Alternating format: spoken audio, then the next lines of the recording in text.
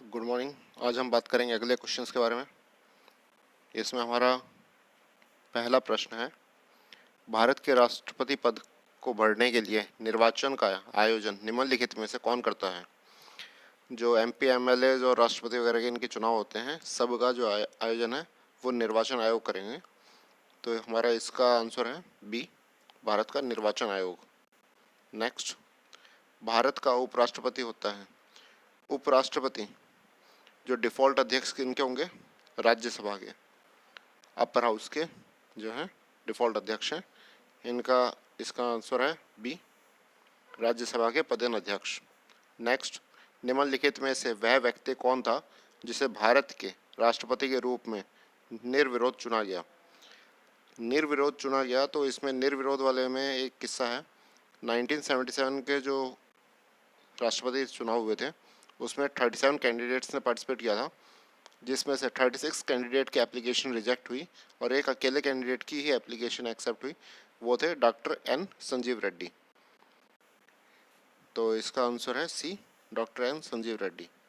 Next, Bharat के निम्नलिखित पदासीन उपराष्ट्रपतियों में से किसने राष्ट्रपति के पद के लिए चुनाव लड़ा और हार गए? इसमें भैरव सिंह शेखावत जी हैं जिन्होंने लड़ा था और वो हार गए थे। नेक्स्ट, भारत का पहला अराजनीतिज्ञ राष्ट्रपति कौन था? अराजनीतिज्ञ मतलब नॉन जो राजनीति से संबंधित न हो। ये है हमारे डॉक्टर एपीजे अब्दुल कलाम जी, जो एक साइंटिस्ट थे और इनको पीपल्स प्रेसिडेंट के नाम से भी संबोधित किया गया था। Answer B. नेक्स्ट, राष्ट्रपति संविधान के किस अनुच्छेद के अंतर्गत राष्ट्रीय आपात स्थिति घोषित कर सकते हैं? राष्ट्रीय आपात स्थिति घोषित की जा सकती है अनुच्छेद 352 के तहत। इसमें जो 44th अमेंडमेंट के तहत ये जोड़ा गया था कि सशस्त्र विद्रोह और बाहरी आक्रमण की स्थिति में ही ये चीज़ें इम्प्लीमेंट होंगी। ये जो राष्ट्रीय आपात स्थिति इम्प्लीमेंट होगी, उससे पहले 3 बार इम्प्लीमेंट इसको कर दिया गया था। कब? भारत चीन युद्ध के टाइम पे, भारत पाक युद्ध के टाइम पे और आंतरिक अशांति के आधार पर। कब कब? 62, 71 और 75 रिस्पेक्टिवली। 62 भारत चीन युद्ध, 71 भारत पाक युद्ध और 75 आंतरिक अशांति के हिसाब से। इसका आंसर हमारा क्या है? अनुच्छेद 352।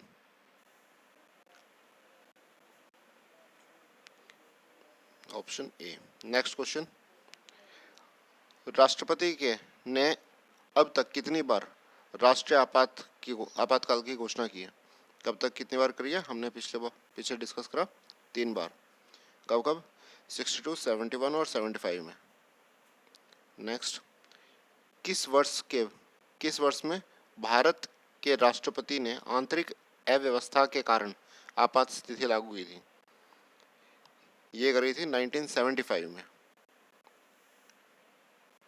नेक्स्ट क्वेश्चन, संवैधानिक प्रणाली के असफल हो जाने पर किसी राज्य में राष्ट्रपति शासन संविधान के किस धारा के अंतर्गत लागू किया जाता है? ये 356 के तहत लागू किया जाता है। 352 के तहत तो राज्य स्तर पे होगा, यानी कि सेंटर बेस पे, और ये हमारा क्या है? स्टेट बेस पे।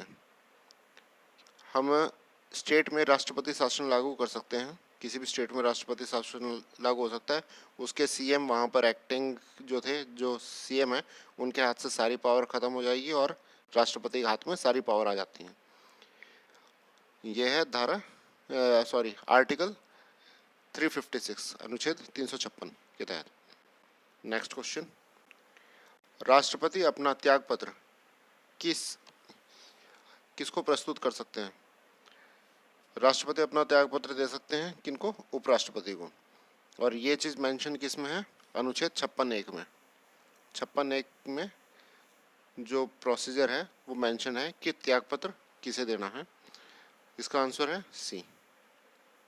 नेक्स्ट, यदि राष्ट्रपति त्यागपत्र देना चाहें तो वह अपने त्यागपत्र किसे संबोधित करेंगे? वो अपना त्याग पत्र किसको देंगे? हमने पीछे डिस्कस करा, उपराष्ट्रपति को। नेक्स्ट, यदि राष्ट्रपति अपना त्याग पत्र देना चाहें तो वह किसे लिखकर ऐसा कर सकते हैं? ये देख लो, 3 बार रिपीटेड क्वेश्चन है, इसमें भी आ गया है और नीचे ईयर्स भी मेंशन्ड है, कब कब आए हुए, तो ये बहुत ज़्यादा इंपॉर्टेंट हो जाता है। इसका आंसर है सी, उपराष्ट्रपति को। नेक्स्ट क्वेश्चन, निम्नलिखित में से कौन सी नियुक्ति भारत के राष्ट्रपति द्वारा नहीं की जाती? जो भारत के मुख्य न्यायाधीश हैं उनकी नियुक्ति राष्ट्रपति द्वारा की जाती है। वायुसेना अध्यक्ष की नियुक्ति राष्ट्रपति द्वारा की जाती है। थल सेना अध्यक्ष की नियुक्ति राष्ट्रपति द्वारा की जाती है। लोकसभा अध्यक्ष जो हैं उनकी नियुक्ति राष्ट्रपति द्वारा नहीं की जाती, बल्कि वहाँ पर जो इलेक्टेड मेंबर होते हैं उनके द्वारा की जाती है। नेक्स्ट, निम्नलिखित में से कौन सी नियुक्ति भारत के राष्ट्रपति के अधिकार में नहीं है? सेम क्वेश्चन है, रिपीटेड। कौन से की? लोकसभा का अध्यक्ष। ये भी इंपॉर्टेंट बन जाता है। नेक्स्ट क्वेश्चन, भारत के राष्ट्रपति के चुनाव के लिए नागरिक को कितनी आयु पूरी कर लेनी चाहिए? जब राष्ट्रपति चुनाव होंगे तो एटलीस्ट कितनी एज होनी चाहिए? एज होनी चाहिए 35। 35 से कम उम्र का बंदा राष्ट्रपति के लिए अपनी एप्लीकेशन सबमिट नहीं कर सकता।